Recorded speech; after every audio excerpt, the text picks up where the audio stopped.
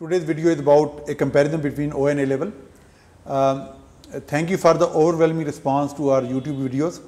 वैसे by the way overwhelming response ना भी होता तो हमने यही कहना था, ओवरवेलमिंग रिस्पांस क्लीशे है ये कहना। मेरा एक पुराना स्टूडेंट है, मुझे वो कहता है मेरी पुरानी पिछली वीडियोस देख के, और उसने ही टोल्ड मी ये Chinese proverb, if you can not smile do not open A shop, तो आप स्माइल करें वीडियो में। तो मैं बिल्कुल, और उसने मुझे ये भी फिक्रा बोला कि try to learn the art of smiling when there is nothing to smile. पर इस वीडियो जो मैं अभी बात करने जा रहा हूँ, इसमें स्माइल करना मेरे लिए सबसे ज़्यादा मुश्किल है। ये मेरे लिए सबसे सेंसिटिव टॉपिक है। अगर मुझसे 25 ईयर के एक्सपीरियंस पे कोई बंदा मुझसे बात पूछे, the biggest challenge which I confront, तो वो एक तो वो है कि जी बच्चों को मैनर्स नहीं आते और बच्चे सिर्फ पढ़ाई कर लेते हैं, तो वो एक अलग डिबेट है। उसके अलावा जो मैं बड़ा चैलेंज फेस करता हूँ वो ये कि ओ लेवल में जो बच्चे बड़ा अच्छा परफॉर्म करके आते हैं, and there is every justification in expecting that they will continue do well in a level, वो बेचारे ए लेवल में अच्छा परफॉर्म नहीं करते। Most of the students who do well at O level end up doing poorly at A level. Now इसका क्या वजह है और कैसे इस वजह को एड्रेस किया जाए? मैं समझता हूँ कि सब A level स्कूल्स के जो कोऑर्डिनेटर्स हैं, प्रिंसिपल्स हैं, टीचर्स हैं, उनको इसके ऊपर सोचना चाहिए, और जहाँ जहाँ उनसे कोई कमी है, कोई कोताही हो रही है, कोई नेग्लिजेंस है, उसको करेक्ट होना चाहिए। बच्चों का फ्यूचर किसी भी चीज़ से ज़्यादा इंपॉर्टेंट है, बच्चों की लाइफ किसी भी चीज़ से ज़्यादा इंपॉर्टेंट है। मैं क्या समझता हूँ, मेरी क्या रीजंस हैं, और ब्रीफली एक सोल्यूशन भी मैं कोशिश करूँगा toward the end of the video मैं दूँ कि मेरी दिन में क्या प्रॉब्लम्स हैं और उनके क्या रेमेडीज़ क्या हो सकती हैं।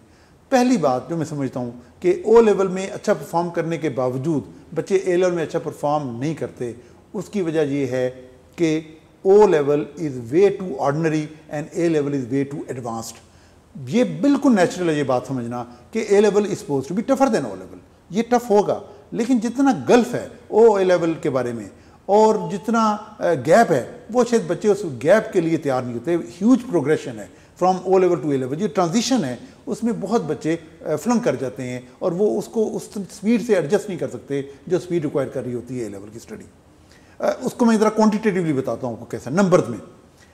ओ लेवल का एक सब्जेक्ट की रिकमेंडेड टीचिंग आवर है 160, 8 सब्जेक्ट पढ़े जाएँ तो 1040 टीचिंग आवर बनते हैं टोटल ओ लेवल के लिए, जबकि ए लेवल के एक सब्जेक्ट की टीचिंग आवर की रिकमेंडेशन कैम्ब्रिज की तरफ से 360 आवर्स की है, और वो 3 सब्जेक्ट के लिए 1080 आवर बनते हैं टीचिंग के। तो ओ लेवल जिसमें 1040 टीचिंग आवर हैं उसको आप 3 साल में अगर कर रहे हैं, और ए लेवल 1080 आवर का 2 ईयर्स में कर रहे हैं, तो 33% काम आपका बढ़ गया है ए लेवल के अंदर। And you do not realize that कि 33% ज़्यादा एफर्ट करनी पड़ेगी आपको ओ लेवल और ए लेवल के मुकाबले में, सिर्फ टाइमिंग के लिहाज से। ये बड़ी गल्फ बन जाती है और बड़ा प्रॉब्लम बनता है। जब हम देखते हैं टीचिंग आवर मिलते कितने, तो ओ लेवल के जो सब्जेक्ट के 160 आवर हैं उसके लिए 200, 220 आवर, 230 आवर स्कूल्स प्रोवाइड करते हैं बच्चों को। अगर आप काउंट कर लें अपना टाइम टेबल 3 साल के ओ लेवल प्रोग्राम में, तो 220 आवर का आपको मिल रहा है ओ लेवल में टीचिंग, जबकि रिक्वायरमेंट 160 की है। ए लेवल में 360 की रिक्वायरमेंट है और वहाँ में भी 220, 225, 230 आवर मिल रहे हैं। तो ये जो टीचिंग आवर जितने चाहिए उतने मिल नहीं रहे ए लेवल के अंदर, ओ लेवल के अंदर ज़्यादा मिल रहे हैं, और ओ लेवल आपको मिसलीड कर रहा है, आपको ये गलत गाइड कर रहा है। आपको लग रहा है ए लेवल भी इतना ही आसान होगा, इतना ही 4 माह पढ़ेंगे आखिरी और ए लेवल हो जाएगा। तो वो जो एक फॉलिसी और एक गलत एक्सपेक्टेशन से when you enter a level, तो उसमें आप ए लेवल में फिर एडजस्ट नहीं कर सकते अक्सर बच्चे। तो ये बात समझ लें कि टीचिंग आवर का बहुत बड़ा गैप है यहाँ।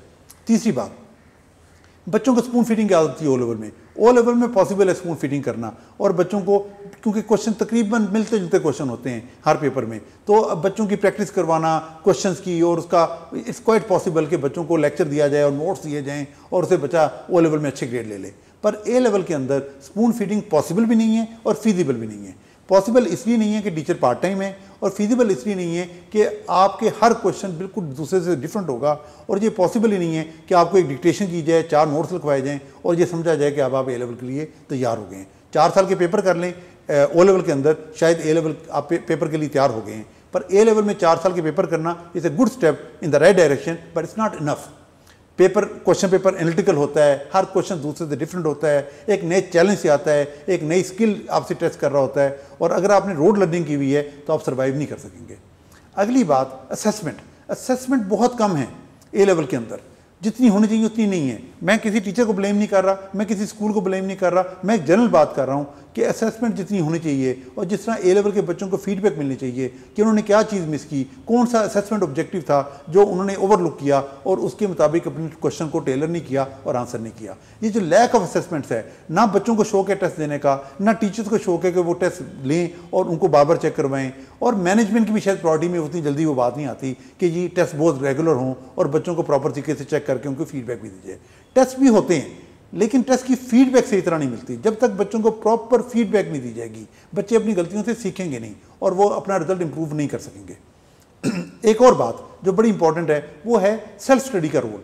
बच्चे पैसिव लर्निंग में जा रहे हैं, लिसनिंग समझते हैं कि सबसे आसान तरीका है सीखने का। नहीं, सेल्फ स्टडी बहुत इंपॉर्टेंट है। रफली varies from individual to individual. कोई बच्चे एक्सेप्शनली गुड होते हैं, वो कम टाइम में भी पढ़ सकते हैं, पर जनरली मैं कहता हूं कि 1 आवर अगर स्कूल में पढ़ें तो 2 आवर सेल्फ स्टडी होनी चाहिए। लेकिन हो क्या रहा है कि जी अगर बहुत अच्छा बच्चा भी हो तो स्कूल में अगर 8 आवर टीचिंग हो रही है पर वीक में एक सब्जेक्ट की, तो आप 8 आवर भी शायद नहीं पढ़े खुद। आपको हालांकि 16 आवर पढ़ना चाहिए, 16 आवर। लेकिन होता क्या है कि स्कूल में 8 आवर पढ़ा, आपने 4 आवर पढ़ा, आप अब अच्छा परफॉर्म नहीं कर रहे, तो आप उसका सोल्यूशन क्या ढूंढते हैं, आप ट्यूशन पे चले जाते हैं। जब ट्यूशन पे जाते हैं तो पता लगता है कि 8 आवर बढ़ के टीचिंग के 12 हो गए और जो 4 आवर आप खुद पढ़ रहे थे वो 0 हो गए।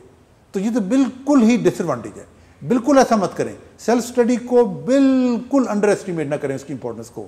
सेल्फ स्टडी ही है जो ए लेवल में आप देख लीजिए, जो कॉमन बात होगी जिन बच्चों के ए लेवल के रिजल्ट अच्छे हैं, वो उनमें कॉमन बात क्या होगी, सेल्फ स्टडी। उन्होंने खुद पढ़ा है, ट्यूशन पढ़ी होंगी, कुछ ने नहीं पढ़ी होंगी, कुछ ने एक टीचर से पढ़ी होंगी, किसी ने दूसरे टीचर से पढ़ी होंगी, पर जो कॉमन हैबिट है सबकी, वो कॉमन हैबिट ये है कि सब ने उसमें सेल्फ स्टडी की है। अब इसके बारे में मेरी कुछ टिप्स कि ए लेवल अगर करना है तो अच्छा कैसे करेंगे। तो मेरा पहला, मैं कहूँगा एक वर्ड में अगर मैं बोलूँ तो consistency, consistent hard work. First term सबसे ज़्यादा इंपॉर्टेंट है, पहले दिन से काम करना है। फर्स्ट टर्म सबसे इंपॉर्टेंट है। पहले 10 ओवर में अगर प्लेयर आउट हो गए 5-6, तो आखिरी 10 ओवर में गए आप स्लॉगिंग करके अच्छे स्कोर नहीं कर सकते। दूसरी बात, एएस का रूट लेना बेहतर है। आपको अपनी असेसमेंट होगी, आपको अंदाजा होगा वेयर डू यू स्टैंड। तीसरी बात, असेसमेंट फीडबैक टीचर नहीं दे रहे, खुद मार्किंग पकड़ें और खुद क्वेश्चंस करें। चौथी बात, ये पार्टी का टाइम नहीं है। A level is not a fun time. A level cafeteria में बैठ के इंस्टाग्राम पे पोस्ट लगाने का टाइम नहीं है।